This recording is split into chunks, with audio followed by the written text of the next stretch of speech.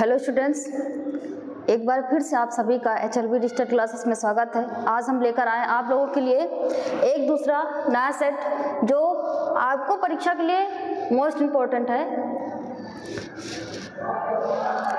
इस सेट का पहला क्वेश्चन है, अवकल समीकरण d2y/dx2 बराबर y प्लस dy/dx की होल पावर 1/5 का घात होगा। तो यहाँ पर इसकी घात बताना है। पहला दिया गया 2, दूसरा 5 है, तीसरा 1 है और अगला है 1/5। तो आपको ये बताना है कि आप इसका कौन सा ऑप्शन सही होगा। लिख लेते हैं इसको।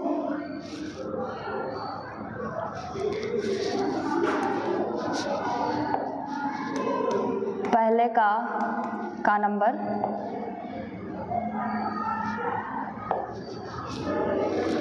d2y/dx2 ये बराबर में है y प्लस dy/dx की होल पावर 1/5।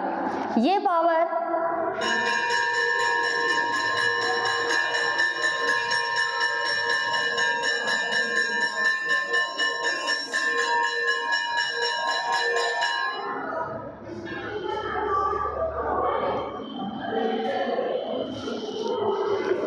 इस पावर को इस 25 से इधर भेजेंगे तो ये 1/5 है और इधर आएगी तो ये हो जाएगी d2y/dx2 की होल पावर 5 बराबर y प्लस dy/dx। और क्वेश्चन में आपसे पूछ रहा है कि अवकल समीकरण की घात क्या होगी। तो यहाँ से इसकी घात, यहाँ पर देखो इसका अवकलन 2 बार इसका अवकलन किया गया और इसकी घात 5 है। तो आपका आंसर यहाँ से घात 5 है। और यदि कोटि पूछता तो इसकी कोटि, इसका 2 बार अवकलन हुआ है तो इसकी कोटि 2 हो जाती, लेकिन यहाँ पर घात पूछ रहा है तो ये जो आपका ऑप्शन है ऑप्शन नंबर 2 5 ये आपका करेक्ट आंसर होगा। आई होप कि आप लोगों के समझ में आएगा क्वेश्चन। इसका अगला क्वेश्चन है, निम्नलिखित में से integration cos square x dx का मान होगा। ये क्वेश्चन अभी तक कई बार पूछा गया है, ये रिपीटेड क्वेश्चन है, आप लोग इसको जरूर ध्यान रखिएगा।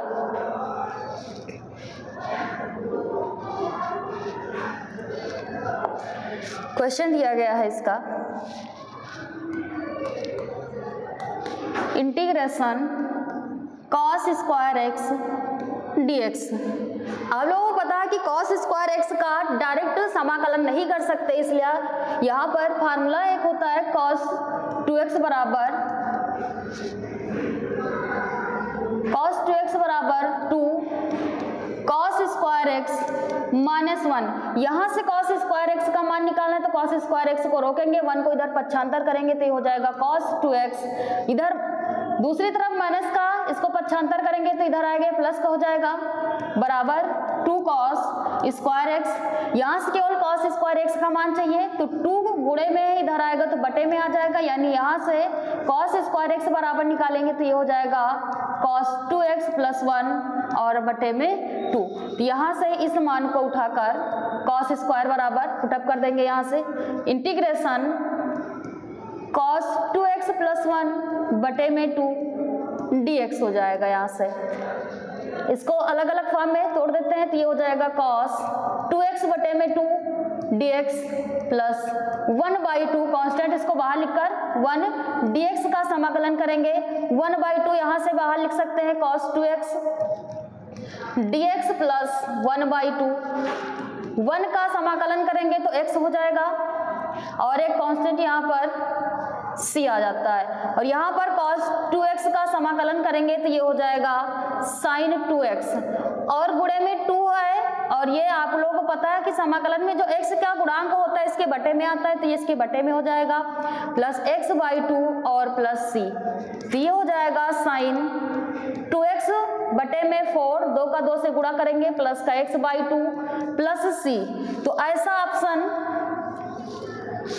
जो भी होगा वही करेक्ट होगा। देखते हैं यहाँ से,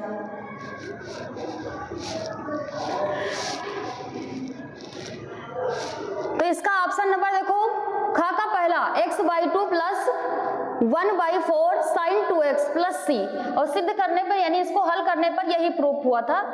ये देखो sin 2x, यहाँ पर देखो x/2 को आगे रखा गया और यहाँ पर sin 2x/4 plus x/2 plus सी है, तो इसका करेक्ट ऑप्शन हो जाएगा आंसर नंबर 2 का पहला।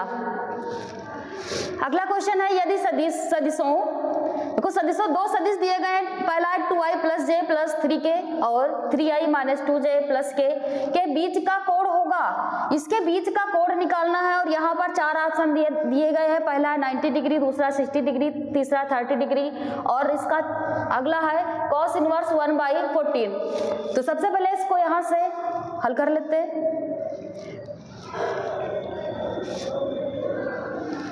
इसकी पहली समीकरण है, पहले समीकरण a बराबर, इसको सपोज कर लेते हैं, मान लेते हैं बराबर यहाँ से 2i plus j plus 3k है। दूसरा है b बराबर 3i minus 2j plus k। a और b के बीच का कोण निकालना है, तो a और b के बीच का कोण फार्मूला होता है cos थीटा बराबर vector a into vector b और बटे में होता है mod a into mod b। तो a वेक्टर a का मान दिया गया, लिख लेंगे 2i plus j plus 3k into vector b का मान 3i minus 2j plus k और बटे में हो जाएगा mod a into mod b, यानी मॉड का मतलब यहाँ से a का हम मॉड निकालेंगे तो ये हो जाएगा रूट के अंदर 2 का स्क्वायर प्लस j का गुणांक 1 है तो 1 का स्क्वायर प्लस k का गुणांक 3 है तो यहाँ पर 3 का स्क्वायर हो जाएगा इंटू मॉड b है तो मॉड b यानी वेक्टर b के जो भी गुणांक है इनका रूट के अंदर वर्ग करेंगे तो i का गुणांक 3 है 3 का वर्ग प्लस माइनस j का गुणांक -2 है तो -2 का स्क्वायर प्लस k का गुणांक 1 है तो यहाँ से 1 का स्क्वायर हो जाएगा। और यहाँ पर आप लोगों को पता है यदि a डॉट b में गुणा करते हैं तो i का i के साथ, j वाले का j के साथ और k के गुणांक का k के साथ किया जाता है गुणा, तो 2i का 3 के साथ करेंगे तो 2 3 6 हो जाएगा, प्लस है माइनस तो प्लस माइनस माइनस होता है और 2 एकम 2 हो जाएगा प्लस 3 एकम 3 हो जाएगा, बटे में 2 दूना 4 प्लस यहाँ से 1 का वर्ग करेंगे तो 1 ही रहेगा प्लस 3 तरह की 9 इंटू 3 तरह की 9 प्लस 2 दूना 4, सॉरी यहाँ पर केवल k का गुणांक लिखना था तो ये 1 का गुणांक होगा, ये 1 का गुणांक हो जाएगा। यहाँ से 1 का स्क्वायर करेंगे तो यहाँ से 1 ही आएगा।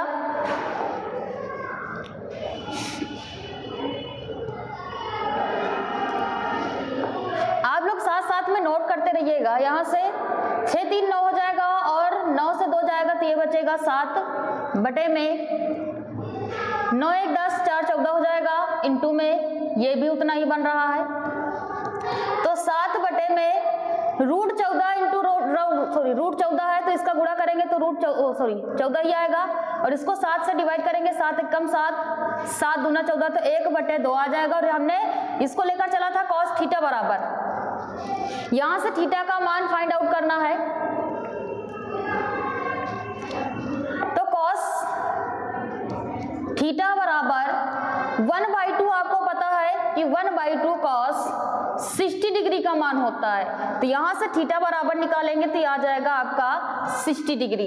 तो यहाँ पर जो ऑप्शन नंबर है इसका 2, वो थीटा का मान 60 दिया गया है तो वही आपका आंसर सही होगा।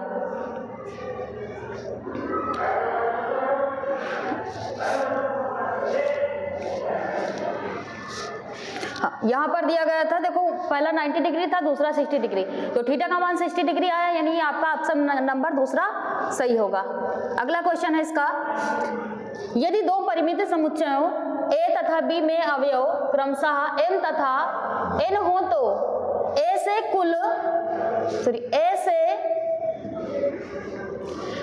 से से बी में कुल संबंधों की संख्या बताना। तो यहाँ से संबंधों की संख्या पूछ रहा है और दो समुच्चय दे रखा है यहाँ से ए और बी। तो नोट कर लेते हैं समुच्चय ए के अवयव। ये क्वेश्चन नंबर आपका है फर्स्ट का घ नंबर।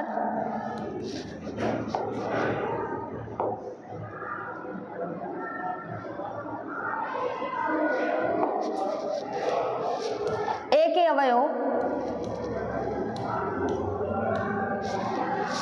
एक ही अवयव है तो ए का अवयव लिख लेते हैं यहाँ से। तो ए का जो अवयव है वो m दिया गया है, बी का अवयव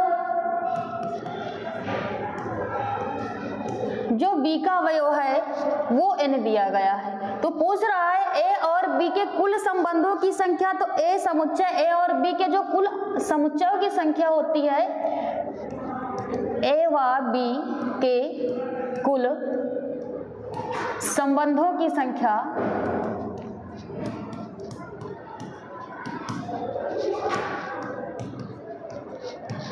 ये होती है 2 की पावर m इंटू n। तो ये जो ऑप्शन होगा आपका 2 की पावर m इंटू n यही सही होगा।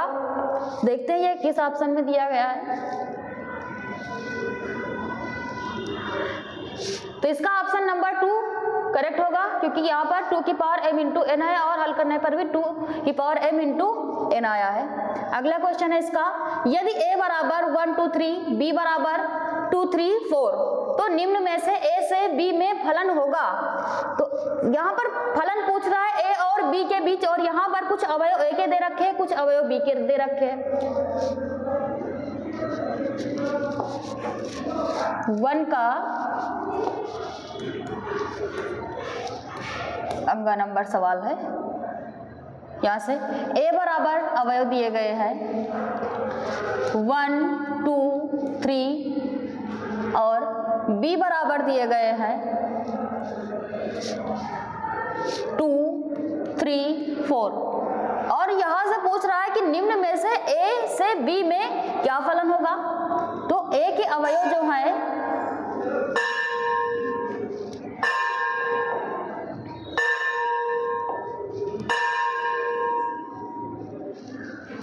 a के अवयव दिए गए हैं यहाँ से 1 2 3 और b के अवयव दिए गए हैं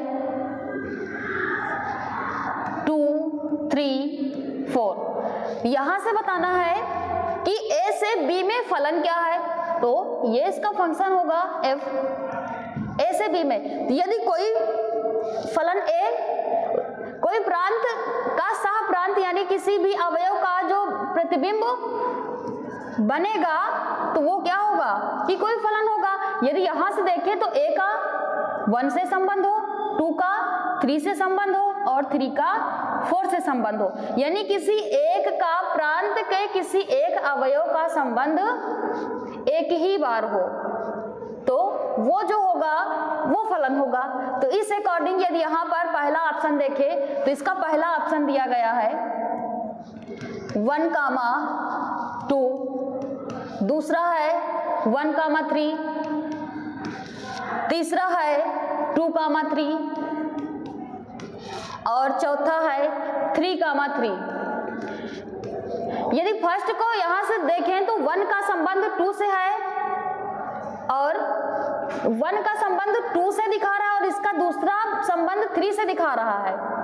तो हमने बताया कि यदि किसी एक अवयव का संबंध 1 से ही हो तो यहाँ पर एक बार a का संबंध 2 से है और एक का संबंध 3 से है तो यह ऑप्शन तो आपका गलत होगा।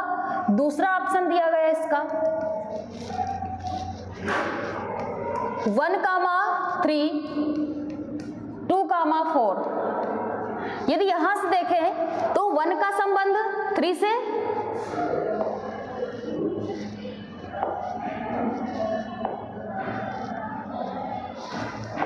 वन का संबंध दिखा रहा है 3 से और 2 का संबंध दिखा रहा है 4 से, लेकिन इसका फिर एक संबंध जो 3 है वो फिर खाली है, तो यानी ये भी आपका क्या हो जाएगा, ऑप्शन गलत हो जाएगा।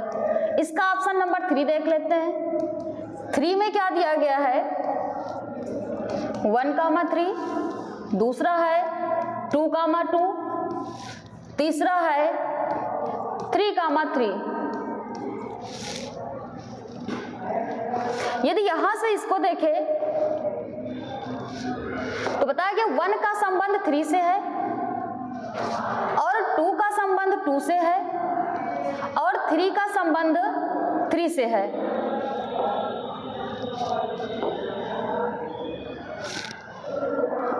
थ्री का संबंध इसका 3 से है। तो यदि यहां से देखें तो देखो 1 का एक इमेज 3 बन रहा है और 3 का एक इमेज 3 बन रहा है और 2 का एक इमेज 2 बन रहा है, ना कि 3 के 2 इमेज बनने चाहिए ना तो 1 के 2 इमेज बनने चाहिए। तो सबके अलग अलग इमेज बन रहे हैं, यानी ये ऑप्शन आपका सही होना चाहिए। और इसका लास्ट वाला वो भी देख लेते हैं। चौथा जो दिया गया है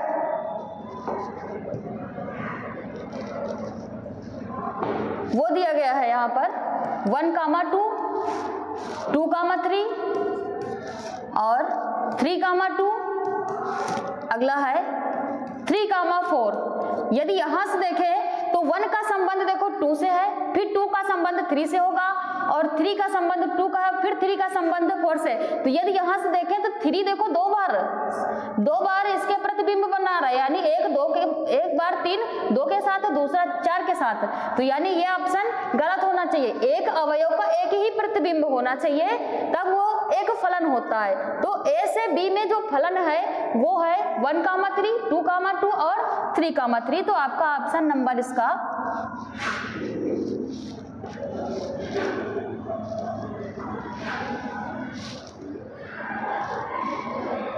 इस क्वेश्चन का ऑप्शन नंबर आपका तीसरा सही होगा। 1, 3, 2, 3 और 3, 3 सही होना चाहिए। आई होप कि आप लोगों की समझ में आया होगा और आप लोग वीडियो को पूरा जरूर देखिएगा। हाँ, इसका अगला क्वेश्चन है, सिद्ध कीजिए कि फलन f(x) बराबर x³ - 3x² + 1 यदि, और यहाँ पर कुछ कंडीशन दे रखा है। फर्स्ट में है x is less than or equal to है, दूसरे में x इज ग्रेटर देन 2 के है। यदि x बराबर 2 पर सतत फलन है, सिद्ध करना है कि x बराबर 2 पर जो फलन दिया गया ये सतत होगा। तो सतत के लिए सबसे पहले यहाँ पर जो क्वेश्चन दिया गया है, पहला क्वेश्चन है इसका 2 का, f(x) बराबर है x³ - 3 और x² + 1। इसमें कंडीशन है x is less than or equal to के है, इसमें x इज ग्रेटर देन 2 के है और x बराबर 2 पर यह दिखाना है कि जो फंक्शन है ये सतत होगा। तो x बराबर 2 पर यहाँ पर f(x) का मान निकाले थे। f(x) बराबर है x³ - 3, x बराबर 2 रखेंगे तो ये f2 हो जाएगा बराबर 2 का क्यूब - 3 और 2 का क्यूब करेंगे तो ये आ जाएगा 8 - 3। 8 से 3 को माइनस करेंगे तो ये आपका 5 बचेगा, यानी f2 का मान यहाँ से 5 आ गया है। और इसकी जो फर्स्ट कंडीशन दी गई है f(x) में, ये बताया कि x is less than or equal to के है। तो यदि x is less than or equal, यानी x का मान जो है वो 2 से छोटा होगा, तो छोटा यानी इसका हम LHS निकालेंगे। ये है f(x) बराबर x³ - 3 के लिए हल करेंगे, लिमिट लेंगे यहाँ से, limit x tends to 2 - f(x), limit, या फिर इसको इस तरह से भी लिख सकते हैं, लिमिट 2 + 0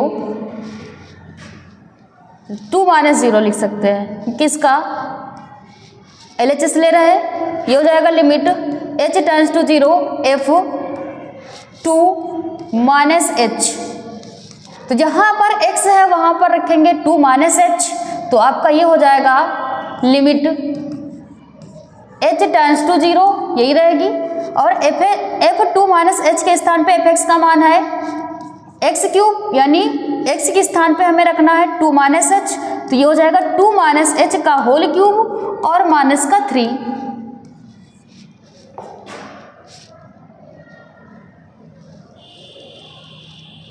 यहाँ से आगे लिमिट h टेंड्स टू 0, इसका घन करेंगे तो ये हो जाएगा 2 का। अब लोगों को पता है कि a माइनस b का होल क्यूब होता है a क्यूब, यानी 2 का क्यूब माइनस का b क्यूब, तो ये हो जाएगा माइनस का h क्यूब माइनस का 3ab, तो ये हो जाएगा 3 2 गुणे h और ब्रैकेट में हो जाएगा a माइनस b यानी 2 माइनस h और माइनस का 3। लिमिट h टेंड्स टू 0, 2 का घन करेंगे तो 8 आएगा माइनस का h क्यूब माइनस का 3 का 2 से गुणा करेंगे तो ये हो जाएगा 2 तिहाई 6 यानी 6h 2 माइनस h माइनस का 3। अब यहाँ पर लिमिट अप्लाई करेंगे तो 8 माइनस h का मान 0 है, 0 रखेंगे माइनस 6 गुणे 0 ब्रैकेट में 2 माइनस h का मान 0 माइनस 3। तो यहाँ से देखें तो 0 ही है, 6 का 0 से गुणा करेंगे तो ये पूरा 0 ही बन जाएगा और 8 से 3 को माइनस करेंगे तो ये 5 बचेगा। तो इसका LHS का जो मान है वो 5 आ गया है। दूसरा इसी में हल करना है।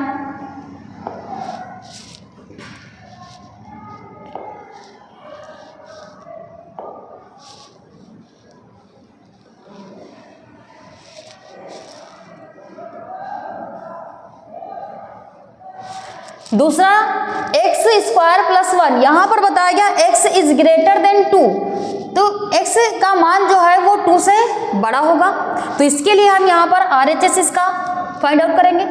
तो RHS यहाँ से निकाल लेते हैं और यहाँ पर फंक्शन है f(x) बराबर x स्क्वायर प्लस 1, f(x) बराबर x स्क्वायर प्लस 1 और x बराबर 2 पर इसको भी हल करना है। इसका RHS निकालेंगे, यहाँ से RHS लेंगे तो ये हो जाएगा लिमिट 2 प्लस h बराबर लिमिट, यानी 2 प्लस h होना चाहिए और h का मान यहाँ पर 0 रखेंगे तो 2 प्लस 0 हो जाएगा। Limit h tends to 0 f 2 plus h होगा, यानी जहाँ पर x है वहाँ पर हम रखेंगे 2 plus h। Limit h tends to 0, x square है तो ये हो जाएगा 2 प्लस h का होल स्क्वायर और प्लस 1। यहाँ से इसका होल स्क्वायर फार्मूला ओपन करेंगे तो ये हो जाएगा 2 का स्क्वायर प्लस h का स्क्वायर प्लस 2ab होता है, यानी ये हो जाएगा 2 गुणे 2 और गुणे में h प्लस का 1। लिमिट h टेंड्स टू 0, यहाँ पर 2 का वर्ग करेंगे तो 2 दूना 4 प्लस का h स्क्वायर, 2 का 2 से गुणा करेंगे तो 4h और प्लस का 1। यहाँ से लिमिट अप्लाई करेंगे तो लिमिट अप्लाई करेंगे और 4 में 1 जोड़ेंगे ये 5 हो जाएगा, प्लस h का मान 0 रखेंगे तो ये 0 का स्क्वायर प्लस 4 गुणे 0, तो ये टोटल तो पूरा 0 ही बन गया। यहाँ पर आपका मान आ गया 5। आई होप आप लोगों के समझ में आया होगा, क्योंकि हमने यदि LHS का मान आगे निकाला वो भी 5 था, f(x) का मान निकाला था, f2 का मान वो भी 5 था और यहाँ पर सतत दिखाना था। तो यहाँ से लिख सकते हैं कि f2 बराबर है LHS के और ये बराबर है RHS के और इसका मान है 5। यदि ये सब आपस में बराबर है तो ये फंक्शन क्या होगा, सतत होगा। लिख सकते हैं अतः f(x) बराबर 2 पर सतत है और यही सिद्ध करना था। आई होप कि आप लोगों के क्वेश्चन समझ में आया होगा और आप लोग क्वेश्चन को नोट करते रहिए और वीडियो को पूरा जरूर देखिएगा। अगला क्वेश्चन है, वक्रों के परिसर दिए गए y बराबर a sin x plus b, जिसमें a और b स्वच्छ अचर है का अवकल समीकरण ज्ञात कीजिए। जो समीकरण y बराबर a sin x plus a फिर x प्लस b, तो यहाँ से जो a और b है ये स्वच्छ अचर है, यानी इस समीकरण से a और b को हटाना है। तो समीकरण दी गई है y बराबर ए साइन x प्लस बी। तो फर्स्ट टाइम इसका अवकलन करेंगे x के सापेक्ष, लिखेंगे x के सापेक्ष अवकलन करने पर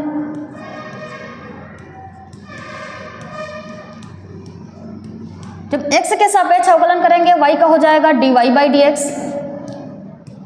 ए कांस्टेंट वैल्यू है, ए ही रहेगा।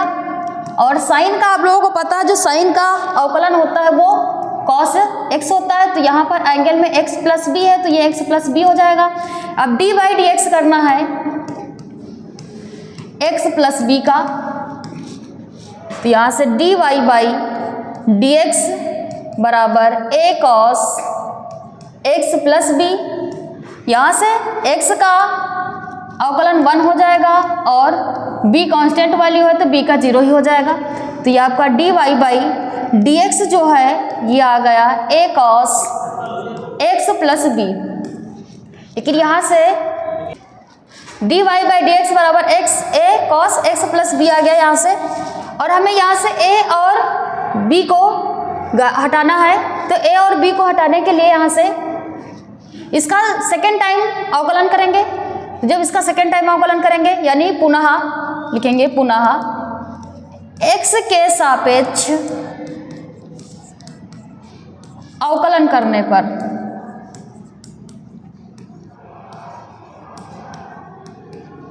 पुनः x के सापेक्ष अवकलन करेंगे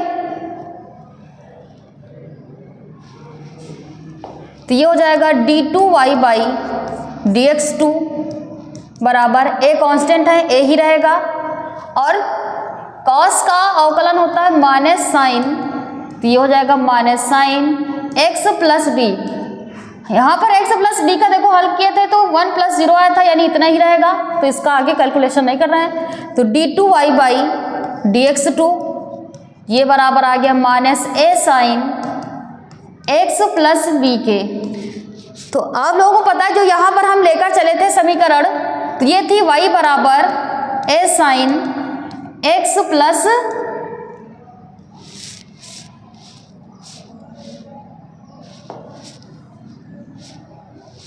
यहाँ था y बराबर a sine x plus b था। तो यहाँ पर a sine x plus b है उसको हम y लिख सकते हैं। तो यहाँ से देखें तो ये वही पार्ट बन रहा है, y बराबर a sine x plus b, यानी इतने के स्थान पे हम y लिख सकते हैं। तो ये हो जाएगा d2y by D x two, minus है तो माइनस लग जाएगा और इसका मान y के बराबर है तो इसको हम y लिख सकते हैं। y इधर देखो माइनस का है, इसको पक्षांतर करेंगे तो d2y by D x to, ये इधर आएगा तो प्लस का हो जाएगा बराबर में 0। ये हमारी अवकल समीकरण बन गई। आई होप कि आप लोगों के क्वेश्चन ये समझ में आया होगा और ये बहुत ही इम्पोर्टेंट क्वेश्चन है। इसका अगला क्वेश्चन है, सिद्ध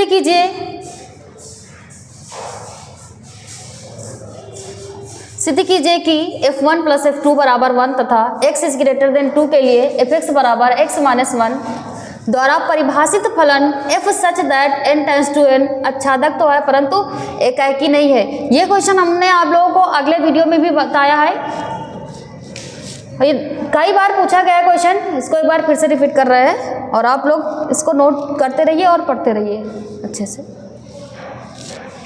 अगला क्वेश्चन है 2 का, ये दिया गया है f1 प्लस f2 ये बराबर 1 के है और x इज ग्रेटर देन 2 के है। यहाँ से एक फंक्शन दिया गया है, यानी f such that n to n, और फंक्शन जो है fx बराबर ये दिया गया है x माइनस 1। यहाँ पर बताना है परिभाषित फलन यानी आच्छादक तो है परंतु एकाकी नहीं है। तो यदि ये आच्छादक है तो यहाँ पर कंडीशन आच्छादक के लिए क्या होती है, आच्छादक के लिए जो कंडीशन होती है वो होती है fx1 ये बराबर होना चाहिए fx2 के और x1, लेकिन यहाँ से जो x1 होगा is not equal to x2 के होना चाहिए। इस अकॉर्डिंग यहाँ पर जो फंक्शन दिया गया, ये दिया गया देखो f1 ये बराबर है f2 के और ये बराबर है 1 के। तो यदि दोनों फंक्शन आपस में बराबर होंगे तो x1 जो होगा x2 के बराबर नहीं होगा। तो यहाँ f1 और f2 के मान 1 है, यानी जो x1 होगा वो is not equal to x2 के होगा।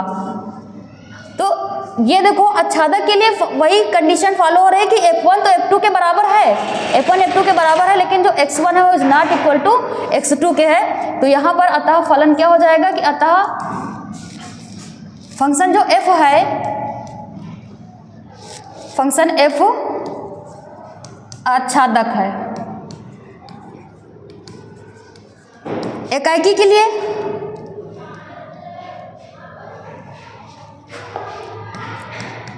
एकाकी के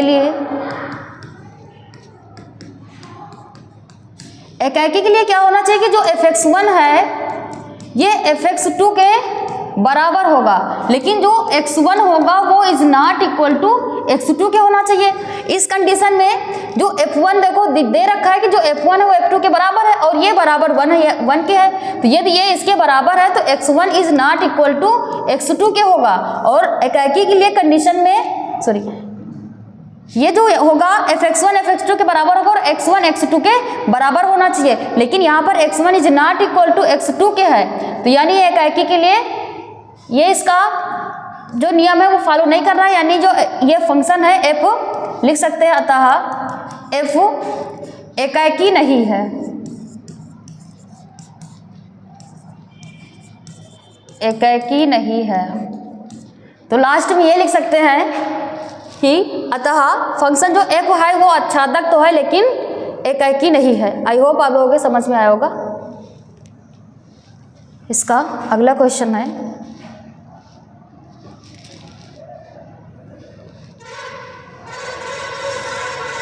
अगला क्वेश्चन दिया गया है यदि 2pa बराबर 2pb के है और ये बराबर 5/13 और pa/b बराबर 2/5, तो pa यूनियन b याद कीजिए। तो यहाँ से प्रायिकता निकालना है pa यूनियन b की।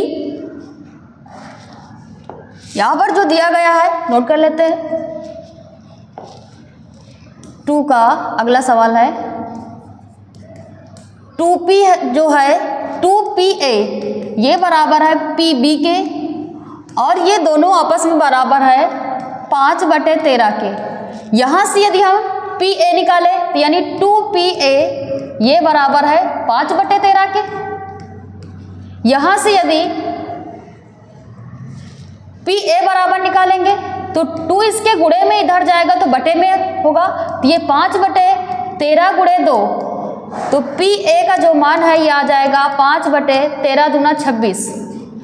यहाँ से निकालेंगे pb बराबर जो है वो 5/13 के है। और यहीं पर आगे और दे रखा है कि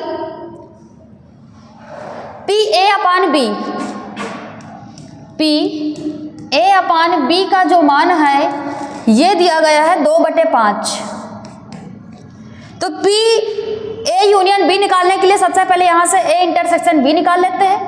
तो फार्मूला होता है प्रायिकता का pa/b ये बराबर होता है p a इंटरसेक्शन b और बटे में यदि ये b होता है तो बटे में b आता है, pb हो जाएगा। यहाँ से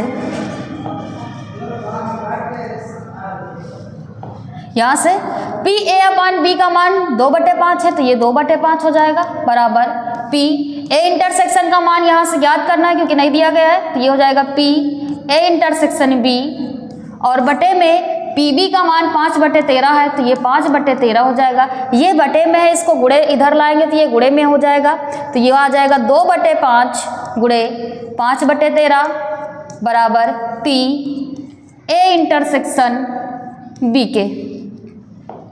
आगे इसका कैलकुलेशन करेंगे तो इसका देखो यहाँ से 5 से 5 कैंसिल हो जाएगा, ये बचेगा 2/13 p a इंटरसेक्शन b। तो यहाँ से p a इंटरसेक्शन b का जो मान है ये आ गया है 2/13। आगे यहाँ से निकालना है pa यूनियन b। तो आगे पी ए यूनियन बी का मान निकाल लेते हैं। चूंकि पी ए यूनियन बी जो होता है ये होता है P A plus P B और माइनस का होता है 2p, ये होता है 2p ए इंटरसेक्शन बी के। यहाँ से मान रखेंगे पी ए की जो वैल्यू है ये आपकी थी, पी ए की वैल्यू 5/26 है और पी बी की वैल्यू पीबी की वैल्यू 5/13 है।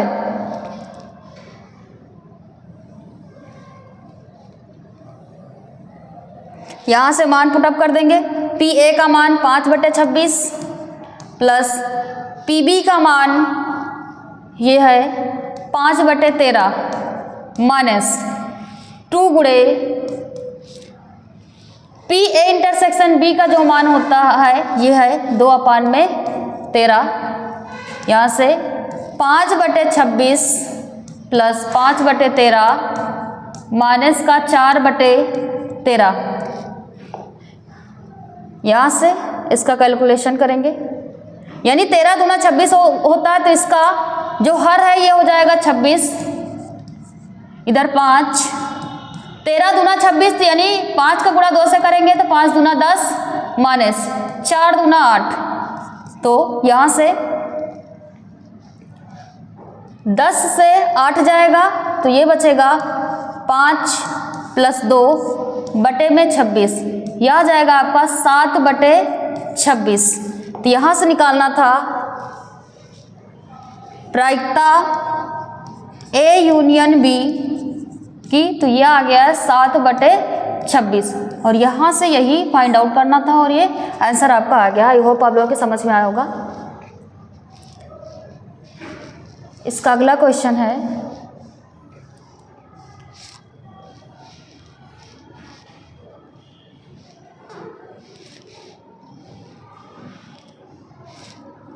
एक असमीका दी गई है 8x + 4 is less then 7x + 8 को हल कीजिए।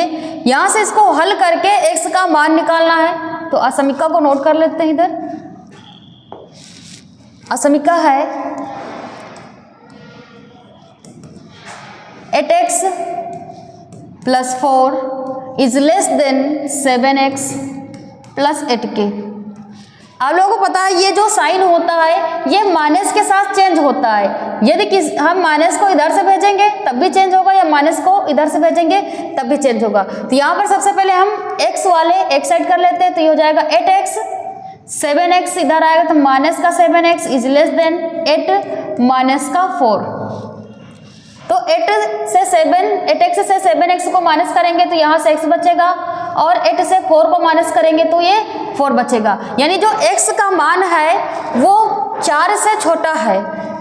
इसका मतलब ये आपका जो x का मान आएगा ये बिलोंग करेगा -∞ से 4 के बीच में। तो यहाँ से x का मान ही निकालना था। आई होप कि आप लोगों के क्वेश्चन समझ में आएगा और ये मोस्ट इंपॉर्टेंट क्वेश्चन थे। आप लोग पढ़ते रहिएगा और पूरा वीडियो जरूर देखिएगा। यदि वीडियो अच्छी लगी होगी तो लाइक और कमेंट जरूर करिएगा। धन्यवाद।